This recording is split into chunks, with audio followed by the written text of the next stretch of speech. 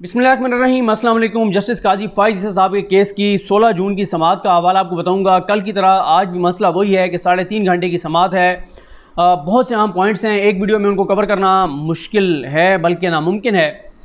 इसलिए 2 या 3 वीडियोज़ में मैं आपके सामने चीज़ें रखूँगा, क्योंकि आज कुछ चीज़ें सोशल मीडिया पर ऐसी चल रही हैं जैसे जस्टिस उमर ता बंदियाल साहब के एक रिमार्क्स थे सिलाई मशीन के हवाले से। वो तासुर ये दिया गया कि जस्टिस उमर ता बंदियाल साहब ने इमरान खान साहब की हमशीरा जो थी उनके ऊपर एतराज़ किया, क्योंकि आपको पता है कि अपोजिशन ने एक मुहिम चलाई थी कि इमरान खान की बहन जो है उन्होंने सिलाई मशीन से ये सारा पैसा कमाया।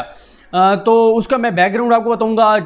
उमर ता बंदियाल साहब के अल्फाज क्या थे, फ़रोग नसीम साहब ने कैसे जवाब दिया, फिर फ़रोग नसीम साहब और मकबूल बाक़िर साहब में ज़रा सख्त जुमलों का जो तबादला हुआ कंपेन के हवाले से कि जज साहब के ख़िलाफ़ कंपेन की गई, तो उस पर फ़रोग नसीम साहब ने जिस तरह से रिस्पॉन्ड किया कि यहाँ पे प्राइम मिनिस्टर को, सदर को नहीं छोड़ा, फ़ायज़ ईसा साहब ने, इस तरह बहुत सी चीज़ें हैं। लेकिन सबसे ज़्यादा इम्पोर्टेंट जो फ़ैसला कुन एक फ़ैसला करना है हुकूमत ने, जिसके बारे में कल सुबह उनको पहले ही 5 मिनट में सुप्रीम कोर्ट को आगाह करना है। जो सुप्रीम कोर्ट ऑफ पाकिस्तान के जजेस ने एक मशवरा दिया है, एक राय दी है, और वो राय ये दी है कि मामला क्योंकि टैक्स अथॉरिटीज़ को भेजा जा चुका है, पहले टैक्स अथॉरिटीज़ FPR उसके ऊपर फ़ैसला कर ले, टैक्स अथॉरिटीज़ फ़ैसला कर लें। जब टैक्स अथॉरिटी फ़ैसला कर ले उसके बाद फिर मामले को आगे चलाया जाए। मैं इस पे आता हूँ, आपको ये बताता हूँ कि जब जैसे समाअत का आगाज़ हुआ तो जस्टिस उमर ता बंदियाल साहब ने कहा, उन्होंने कहा देखें जी, आपने जो बातें कर रहे हैं जजेस के एहतसाब के हवाले से, जज किस हायर रिस्पॉन्सिबिलिटी के ऊपर, हायर एक मकाम के ऊपर होते हैं, उनकी ज़िम्मेदारी कितनी है, उनको कितना कॉन्शियस होना चाहिए, उनका एहतसाब कितना इंपॉर्टेंट है, इन तमाम बातों से हमारे इत्तफाक़ है, कोई आपसे इख्तिलाफ़ नहीं है। लेकिन इस केस में जो क्रिटिकल चीज़ है वो ये है कि आप बदनीयती के ऊपर बात करें कि बदनीयती है या नहीं है। एविडेंस लीगल तरीके से इकट्ठा किया गया, इलीगल तरीके से इकट्ठा किया गया, और उसके बाद कैसे प्रोसेस करके मामला सदर तक गया और सदर के बाद फिर सुप्रीम जुडिशल काउंसिल तक गया। ये वो चीज़ें हैं जिनके ऊपर आप बात करें। उसकी रीज़न ये है कि हमें इस बात का बिल्कुल पता है कि सुप्रीम जुडिशल काउंसिल का क्या दायरा इख्तियार है, हमारा क्या दायरा इख्तियार है। लेकिन अगर बदनीयती साबित हो जाती है तो फिर हमारा दायरा इख्तियार बनता है, फिर हम इस रेफरेंस को जो है वो क्वैश कर सकते हैं। उन्होंने कहा हमें यह भी अंदाज़ा है कि सुप्रीम कोर्ट का पूरा इदारा जो है ऑन स्टेक है। और उमर ता बंदियाल साहब ने यह कहा कि ज़ाती तौर पे मैं तो इस बात से भी इत्तफाक़ करता हूँ आपकी कि जज जो है वो अपनी बीवी और बच्चों के फ़ाइनेंशियल मामलात का जवाबदेह होता है। उन्होंने कहा कि जस्टिस काजी फ़ाइज़ साहब भी ये कहते हैं कि आप उनसे जवाब लें, लेकिन कानूनी तरीके से लें, आप कानूनी तरीके से चलें, उनसे जवाब लें, उनका केस ये है। और उसके बाद कहा उमर ता बंदियाल साहब ने, उन्होंने कहा देखिए, जो इनकम टैक्स हायरार्की है उसका एक तरीका है, एक प्रोसीजर है। और उन्होंने ये भी कहा उमर ता बंदियाल साहब ने कि आपने 116 की जो प्रोसीडिंग है उसमें भी आपने 114 का नोटिस दिया है, तो उसमें भी अभी आपने कुछ चीज़ों को उस तरह से फॉलो नहीं किया जिस तरह से करना चाहिए था टैक्स लॉज में भी। और जब एक मामला टैक्स अथॉरिटीज़ के पास चला गया है तो हम ये बात भी आपकी मानते हैं कि टैक्स प्रोसीडिंग हैं वो अलग हैं, डिसिप्लिनरी प्रोसीडिंग्स अलग हैं, वो दोनों अलग अलग चल भी सकती हैं, हम आपकी ये बात भी मान लेते हैं। लेकिन आप पहले उसका तो आउटकम आने दें जो वो FPR के पास या टैक्स अथॉरिटी के पास जो मामला गया हुआ है।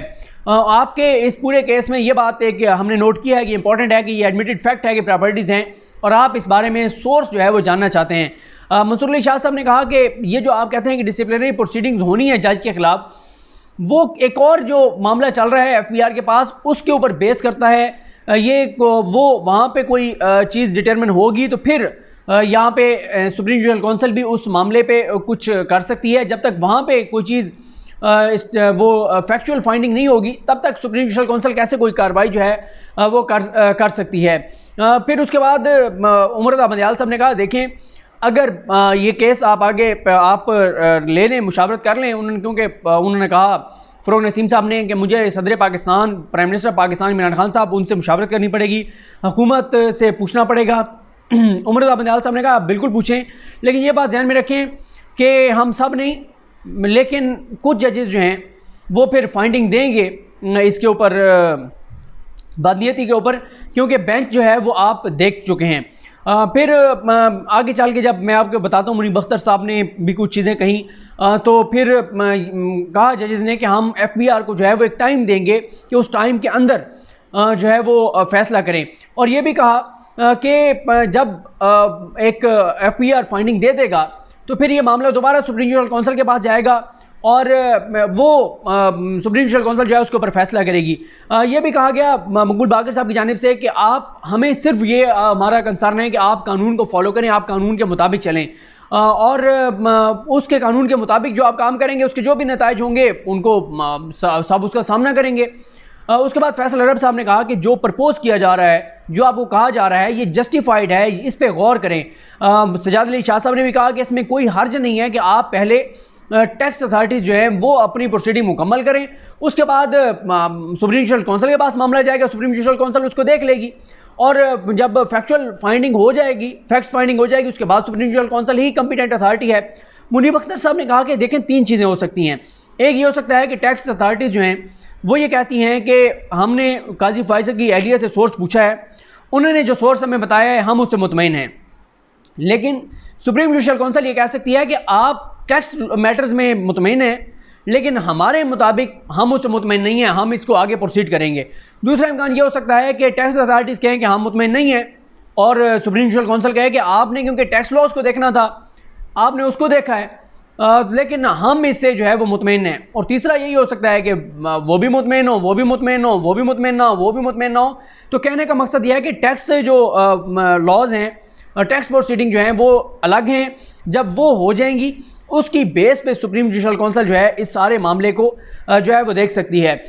फिर एक और बात कही फ़रोग नसीम साहब ने, उन्होंने कहा जी मुझे फिर ये बता दें, क्योंकि मैंने कंसल्ट करना है उनसे हुकूमत से, ये बता दें कि आप कितना टाइम देंगे उनको, FPR को, टैक्स अथॉरिटीज़ को कितना टाइम देंगे।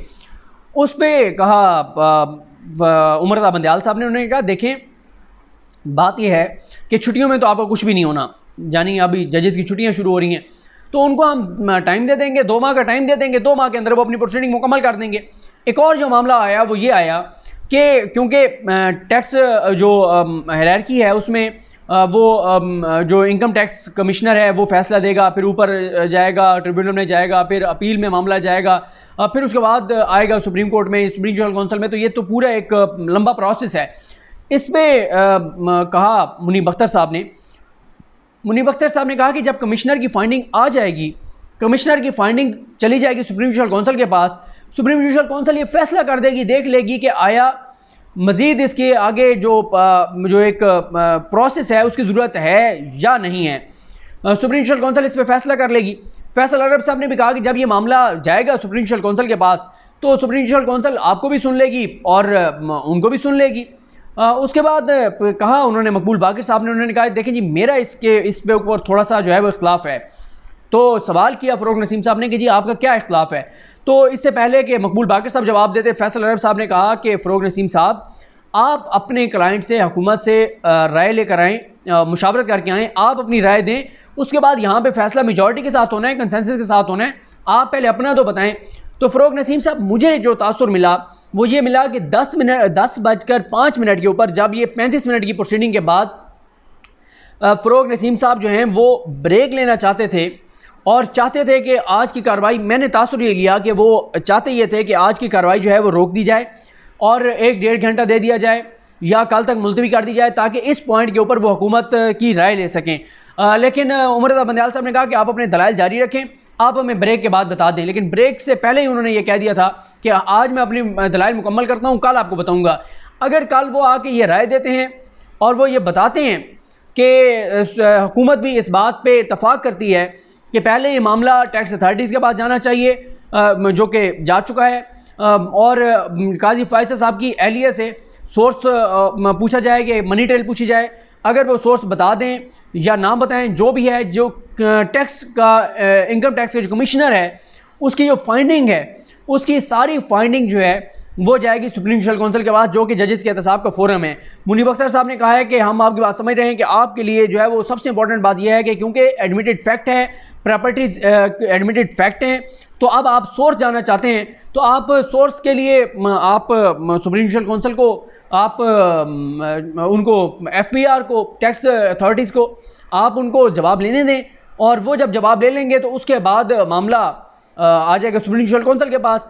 फ़रोग नसीम साहब ने कहा कि देखें, मैं हुकूमत के बिहाफ पे आपको ये बता रहा हूँ कि अगर जज साहब की अहलिया भी मनी ट्रेल दे देती हैं, सोर्स बता देती हैं, तो मामला उसी वक्त ख़त्म हो जाएगा। हमारा सिर्फ़ और सिर्फ कंसर्न ये है कि सोर्स बताया जाए, मनी ट्रेल बताई जाए। अगर मनी ट्रेल नहीं बताई जाएगी तो फिर ज़ाहिर है हमारा केस है, हम कहते हैं कि मिसकंडक्ट है।